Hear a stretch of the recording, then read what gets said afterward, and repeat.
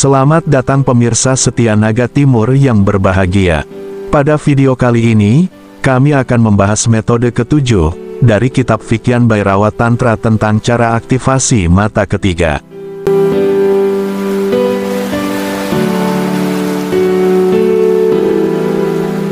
Tekniknya berbunyi, berbaringlah selayaknya mati, marahlah dengan membara, diamlah atau tetaplah begitu. Atau menatap tanpa menggerakkan bulu mata, atau hisap sesuatu dan jadilah yang menghisap.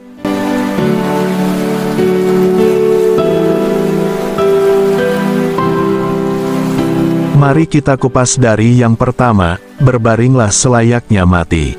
Cobalah itu, tiba-tiba engkau sudah mati. Tinggalkan tubuh. Jangan bergerak, karena engkau sudah mati. Coba bayangkan bahwa engkau sudah mati. Engkau tidak dapat memindahkan tubuh, engkau tidak dapat memindahkan mata, engkau tidak bisa menangis, engkau tidak bisa berteriak, engkau tidak dapat melakukan apa-apa, engkau hanya mati. Dan kemudian rasakan bagaimana rasanya. Tapi jangan menipu. Engkau bisa menipu, engkau bisa menggerakkan tubuh sedikit. Jangan bergerak. Jika beberapa nyamuk di sana, lalu perlakukan tubuh seolah-olah itu sudah mati. Ini adalah salah satu teknik yang paling banyak digunakan.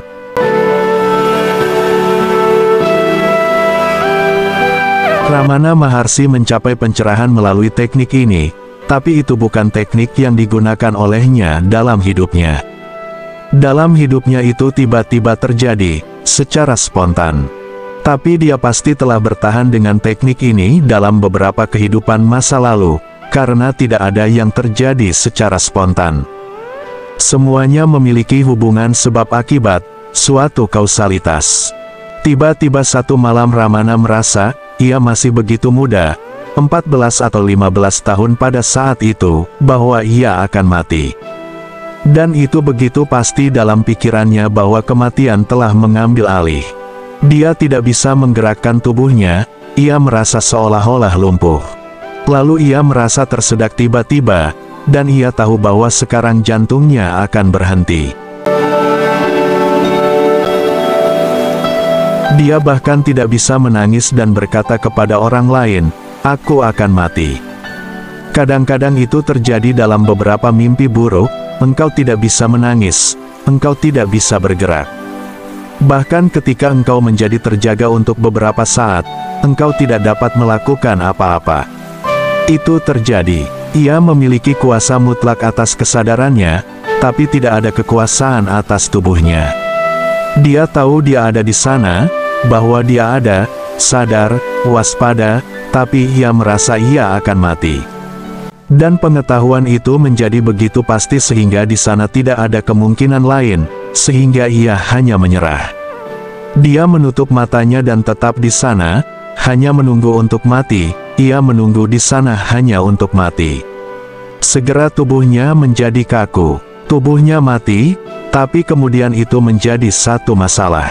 Dia tahu bahwa tubuhnya telah mati, tapi dia ada di sana dan dia tahu itu. Ia tahu bahwa ia masih hidup dan bahwa tubuhnya telah mati. Kemudian ia kembali. Di pagi hari, tubuh menjadi baik-baik saja. Tapi orang yang sama tidak pernah kembali, karena dia telah mengenal kematian. Dia telah mengenal alam yang berbeda, dimensi yang berbeda dari kesadaran. Dia melarikan diri dari rumah. Pengalaman kematian itu mengubah dia sepenuhnya. Ia menjadi satu dari begitu sedikit orang-orang yang tercerahkan seusianya. Inilah tekniknya. Ini terjadi secara spontan pada Ramana Maharshi, tetapi tidak akan terjadi secara spontan untukmu. Tapi cobalah. Dalam beberapa kehidupan ini mungkin menjadi spontan. Ini mungkin terjadi saat engkau sedang mencobanya. Dan jika tidak ada yang terjadi, upaya tersebut tidak pernah sia-sia. Ini ada di dalam dirimu, ia tinggal di dalam dirimu sebagai benih.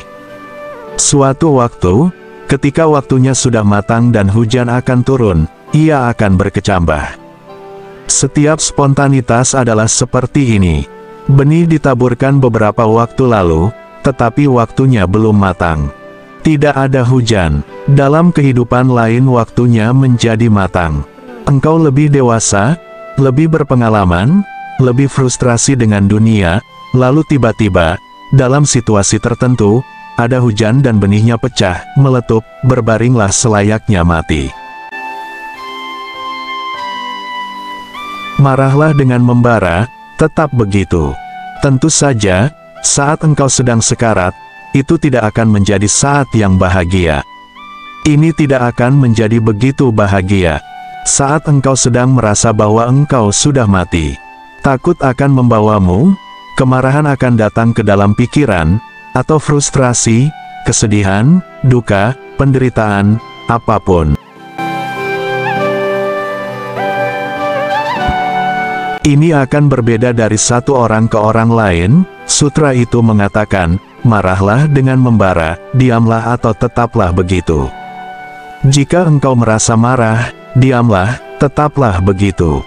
Jika engkau merasa sedih, diamlah, tetaplah begitu. Jika engkau merasa cemas, takut, diamlah, tetaplah begitu. Engkau mati dan engkau tidak dapat melakukan apa-apa, jadi tetaplah begitu. Apapun yang ada di pikiran, tubuh memang mati dan engkau tidak dapat melakukan apa-apa, jadi diamlah, tetaplah begitu. Tinggal dalam diam itu indah. Jika engkau diam, tetap diam selama beberapa menit, tiba-tiba engkau akan merasa bahwa semuanya telah berubah. Tapi kita mulai bergerak. Jika ada beberapa emosi dalam pikiran, tubuh mulai bergerak. Itulah sebabnya kita menyebutnya emosi. Itu menciptakan gerakan dalam tubuh. Jika engkau marah, tiba-tiba tubuhmu mulai bergerak. Jika engkau sedih, tubuhmu mulai bergerak. Itulah mengapa disebut emosi, karena ia menciptakan gerakan dalam tubuh. Rasakan mati dan jangan biarkan emosi menggerakkan tubuhmu. Biarkan mereka berada di sana, tetapi engkau diamlah atau tinggallah begitu, tetap mati. Apapun yang ada di sana, jangan ada gerakan. Diam atau tinggal, tidak ada gerakan. Atau menatap tanpa menggerakkan bulu mata. Atau menatap tanpa menggerakkan bulu mata, ini adalah metode dari Meher Baba.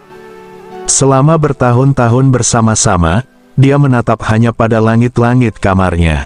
Selama bertahun-tahun bersama-sama, ia hanya terbaring mati di lantai, menatap langit-langit tanpa menggerakkan bulu mata, tanpa menggerakkan matanya. Dia akan berbaring selama berjam-jam seluruhnya, hanya menatap, tidak melakukan apa-apa. Menatap dengan mata adalah baik, karena engkau akan menjadi terpaku lagi di mata ketiga. Dan setelah engkau terpaku dalam mata ketiga, bahkan jika engkau ingin menggerakkan kelopak mata, engkau tidak bisa. Mereka menjadi terkunci tidak dapat bergerak. Meher Baba mencapai pencerahan melalui teknik menatap ini. Dan engkau berkata, bagaimana dengan latihan-latihan kecil ini? Tapi selama 3 tahun ia menatap langit dan tidak melakukan apa-apa. 3 tahun adalah waktu yang lama. Lakukan ini selama 3 menit dan engkau akan merasa seolah-olah engkau telah berbaring di sana selama 3 tahun. 3 menit akan menjadi sangat lama. Ini akan terlihat seolah-olah waktu tidak berjalan dan seakan jam telah berhenti. Meher Baba menatap dan menatap dan menatap. Segera arus pikiran berhenti, gerakan berhenti, dan ia menjadi hanya satu kesadaran, ia menjadi hanya menatap itu sendiri. Lalu ia terdiam selama seluruh hidupnya. Dia menjadi begitu diam dalam dirinya, batinnya melalui penatapan ini sehingga menjadi mustahil baginya untuk merumuskan kata-kata lagi. Meher Baba dulu berada di Amerika. Ada satu orang yang bisa membaca pikiran orang lain, yang bisa melakukan pembacaan pikiran, dan ia benar-benar salah satu pembaca pikiran yang paling langka.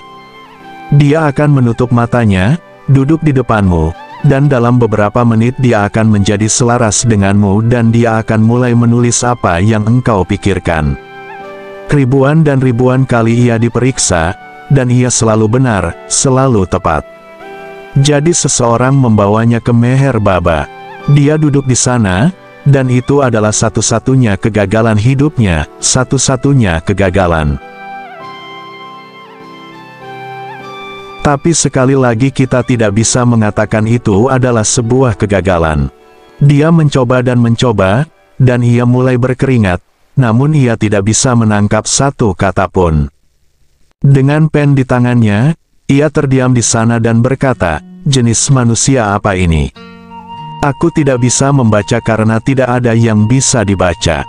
Orang ini benar-benar kosong. Aku bahkan lupa bahwa seseorang sedang duduk di sana."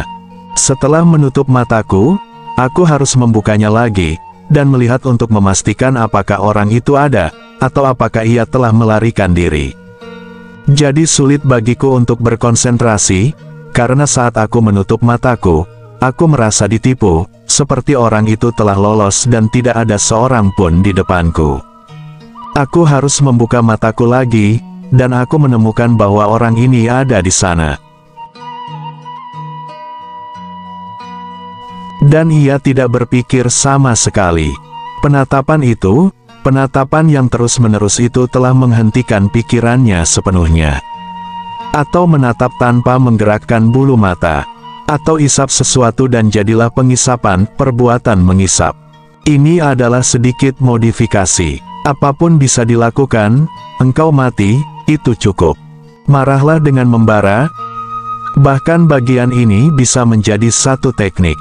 Engkau berada dalam kemarahan, berbaringlah, tetaplah dalam kemarahan. Jangan bergerak darinya, jangan lakukan apa-apa, hanya tetap diam. Krishnamurti terus berbicara tentang ini. Seluruh tekniknya tergantung pada satu hal ini, marahlah dengan membara, diamlah atau tetaplah begitu. Jika engkau marah maka marahlah, dan tetap marah. Jangan bergerak. Jika engkau bisa tetap begitu, kemarahan akan pergi dan engkau akan keluar sebagai orang yang berbeda. Jika engkau berada dalam kecemasan, jangan lakukan apa-apa. Tetaplah di sana, tinggal di sana. Kecemasan akan pergi, engkau akan keluar sebagai orang yang berbeda. Dan begitu engkau telah melihat pada kecemasan tanpa digerakkan olehnya, engkau akan menjadi tuannya. Atau menatap tanpa menggerakkan bulu mata. Atau isap sesuatu dan jadilah pengisapan. Yang terakhir ini adalah jasmaniah dan mudah dilakukan, karena mengisap adalah hal pertama yang seorang anak harus lakukan. Mengisap adalah tindakan pertama dalam kehidupan. Ketika anak lahir, ia mulai menangis. Engkau mungkin tidak pernah mencoba menyelami mengapa ada tangisan ini. Dia tidak benar-benar menangis, itu tampaknya bagi kita bahwa ia menangis, ia hanya mengisap udara. Dan jika anak itu tidak bisa menangis, dalam beberapa menit dia akan mati, karena menangis adalah upaya pertama untuk mengisap udara. Anak itu tidak bernapas saat ia berada di dalam rahim. Dia hidup tanpa bernapas. Dia melakukan hal yang sama yang dilakukan yogi di bawah tanah. Dia hanya mendapatkan prana tanpa bernapas, prana murni dari ibunya. Itulah mengapa cinta antara anak dan ibu adalah hal yang sama sekali berbeda dari cinta lainnya, karena prana termurni, energi, menghubungkan keduanya. Sekarang hal ini tidak pernah bisa terjadi lagi. Ada hubungan prana yang halus. Ibu itu memberikan prananya untuk anak, dan anak itu tidak bernapas sama sekali. Ketika dia lahir, dia dikeluarkan dari badan ibu ke dunia yang tidak diketahui.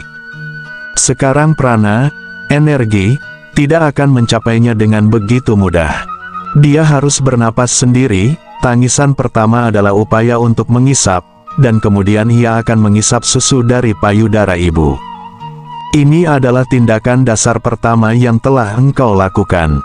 Apapun yang engkau telah lakukan terjadi kemudian, ini adalah tindakan kehidupan yang pertama. Ini dapat dilatih juga. Sutra ini mengatakan, atau isap sesuatu dan jadilah pengisapan. Isaplah sesuatu, isaplah udara saja, tapi lupakan udara itu dan jadilah pengisapan. Apa artinya ini? Engkau mengisap sesuatu, engkau adalah pengisap, bukan pengisapan. Engkau berdiri di belakang dan mengisap, sutra ini mengatakan, jangan berdiri di belakang, bergeraklah ke dalam tindakan dan jadilah pengisapan, proses perbuatan mengisap. Cobalah apapun yang bisa berfungsi. Engkau sedang berlari, jadilah lari, jangan menjadi pelari. Jadilah lari dan lupakan pelari. Rasakan bahwa tidak ada pelari di dalam, hanya proses berlari. Engkau adalah prosesnya, sebuah proses berlari yang seperti sungai. Tidak ada seorang pun yang ada di dalam. Itu tenang di dalam dan hanya ada satu proses, pengisapan adalah baik, tetapi engkau akan merasa bahwa itu sangat sulit. Karena kita telah melupakan itu sepenuhnya, tetapi tidak benar-benar sepenuhnya, karena kita terus menggantinya, mencari penggantinya. Payudara ibu digantikan oleh rokok, engkau terus mengisapnya. Ini tidak lain adalah puting, payudara ibu dan putingnya. Dan ketika asap hangat mengalir ke dalam, itu adalah seperti susu yang hangat. Jadi mereka yang tidak benar-benar diizinkan untuk mengisap payudara ibu sebanyak yang mereka inginkan, akan merokok di kemudian hari. Ini adalah pengganti, tapi penggantinya pun bisa. Ketika engkau merokok, jadilah pengisapan. Lupakan rokok, lupakan perokok, jadilah proses merokok. Ada objek yang engkau isap, ada subjek yang mengisap, dan proses di antara pengisapan. Jadilah pengisapan, jadilah prosesnya. Cobalah, engkau harus mencobanya dengan banyak benda, maka engkau akan menemukan mana yang tepat untukmu. Engkau sedang meminum air, air dingin sedang masuk, jadilah proses minum. Jangan meminum air, lupakan air, lupakan dirimu dan rasa hausmu, hanya menjadi minum, proses itu sendiri. Jadilah kesejukan, sentuhan, masuknya, dan pengisapan yang harus diberikan kepada prosesnya. Mengapa tidak? Apa yang akan terjadi? Jika engkau menjadi pengisapan, apa yang akan terjadi? Jika engkau dapat menjadi pengisapan, segera engkau akan menjadi murni, seperti hari pertama, anak yang baru lahir, karena itu adalah proses pertama. Engkau akan mundur dengan cara ini. Tapi keinginan besar itu ada. Jiwa terdalam manusia sangat mendambakan pengisapan. Dia mencoba banyak hal, tapi tidak ada yang membantu, karena intinya tidak terjawab. Kecuali engkau menjadi pengisapan, tidak ada yang akan membantu. Jadi cobalah itu. Aku memberikan metode ini kepada seorang pria. Dia telah mencoba banyak hal, ia mencoba begitu banyak metode. Kemudian dia datang kepadaku, jadi aku bertanya kepadanya, jika aku memberimu hanya satu benda untuk dipilih dari seluruh dunia, apa yang akan engkau pilih? Dan aku mengatakan kepadanya, segera ia menutup matanya dan mengatakan padaku, dan tidak berpikir tentang itu. Ia menjadi takut, ragu-ragu, jadi aku bilang, jangan takut, jangan ragu-ragu. Jujurlah dan beritahu aku. Dia berkata, ini tidak masuk akal, tapi payudara muncul di depanku. Dan kemudian ia mulai merasa bersalah, jadi aku berkata, jangan merasa bersalah. Tidak ada yang salah dalam payudara, itu adalah satu dari benda-benda yang terindah, jadi mengapa merasa bersalah? Tapi dia mengatakan, ini selalu menjadi obsesiku. Dan dia berkata kepadaku, tolong beritahu aku dulu, maka engkau dapat melanjutkan dengan metode dan teknikmu. Pertama beritahu aku mengapa aku begitu tertarik pada payudara wanita. Setiap kali aku melihat seorang wanita, hal pertama yang aku lihat adalah payudaranya. Seluruh tubuhnya tidak penting, atau hanya nomor 2. Dan itu tidak hanya begitu dengan dia, itu juga begitu dengan semua orang, dengan hampir semua orang. Dan itu wajar, karena payudara ibu adalah pengalaman pertama dengan alam semesta. Ini adalah dasar. Kontak pertama dengan alam semesta adalah payudara ibu. Itulah mengapa payudara begitu menarik. Mereka terlihat cantik, mereka menarik, mereka memiliki daya magnet. Daya magnet itu berasal dari alam bawah sadarmu. Itu adalah benda pertama, dengan mana engkau berhubungan, dan kontak dan hubungan itu indah, rasanya indah. Ia memberimu makanan, vitalitas instan, cinta, semuanya. Kontaknya lembut, menerima, mengundang. Hal ini tetap tinggal demikian dalam pikiran manusia, jadi aku katakan kepada pria itu, sekarang aku akan memberikanmu metodenya. Dan ini adalah metode yang aku berikan padanya, untuk menghisap sesuatu dan menjadi penghisapan. Aku katakan kepadanya, tutuplah saja matamu. Bayangkan payudara ibumu atau payudara siapapun yang engkau sukai. Bayangkan, dan mulai menghisap seolah-olah ada payudara yang nyata. Mulailah menghisap. Dia mulai menghisap. Dalam waktu 3 hari ia menghisap begitu cepat, begitu liar, ia menjadi begitu terpesona olehnya. Dia berkata kepadaku, ini telah menjadi masalah, aku ingin menghisap sepanjang hari. Dan itu begitu indah, dan keheningan yang begitu mendalam diciptakan olehnya. Dalam waktu 3 bulan penghisapan menjadi gerakan yang sangat tenang. Bibir berhenti, engkau bahkan tidak bisa menilai bahwa dia sedang melakukan sesuatu.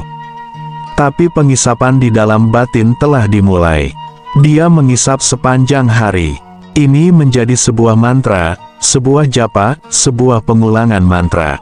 Setelah 3 bulan dia datang kepadaku dan berkata, sesuatu yang aneh sedang terjadi padaku. Sesuatu yang manis jatuh dari kepalaku ke lidahku terus-menerus. Dan itu begitu manis dan begitu terisi energi, sehingga aku tidak perlu makanan, tidak ada kelaparan yang tersisa. Makan telah menjadi hanya satu formalitas. Aku mengambil sesuatu agar tidak menciptakan masalah dalam keluargaku. Tapi ada sesuatu yang terus datang kepadaku. Ini begitu manis, memberi hidup. Aku mengatakan kepadanya untuk melanjutkan. 3 bulan kemudian, dan suatu hari ia datang seperti gila, menari kepadaku, dan dia berkata, penghisapan telah hilang, tapi aku orang yang berbeda. Aku bukan lagi orang yang sama yang telah datang kepadamu. Beberapa pintu telah terbuka dalam diriku. Sesuatu telah bangkit, dan tidak ada keinginan yang tersisa. Sekarang aku tidak ingin apa-apa, bahkan tidak Tuhan, bahkan tidak moksa atau pembebasan. Aku tidak ingin apapun. Sekarang semuanya baik-baik saja seperti apa adanya. Aku menerimanya dan aku bahagia. Cobalah ini. Isap saja sesuatu dan jadilah penghisapan. Itu mungkin akan membantu banyak orang, karena itu sangat mendasar. Sekian saja untuk hari ini. Seluruh teknik mata ketiga telah selesai, silahkan memilih yang cocok bagimu.